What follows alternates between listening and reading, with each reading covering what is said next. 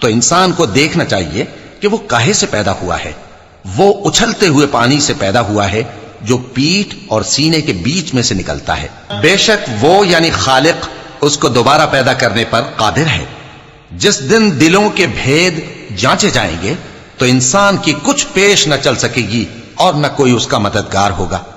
آسمان کی قسم جو مے برساتا ہے اور زمین کی قسم جو پھٹ جاتی ہے کہ یہ فیصلہ کن کلام ہے اور یہ کوئی مذاق نہیں. یہ لوگ اپنی تدبیروں میں لگ رہے ہیں اور میں اپنی تدبیر کر رہا ہوں. تو اے نبی صلی اللہ علیہ وآلہ وسلم تم کافروں کو مہلت دو، بس چند روز کی مہلت اور دے دو.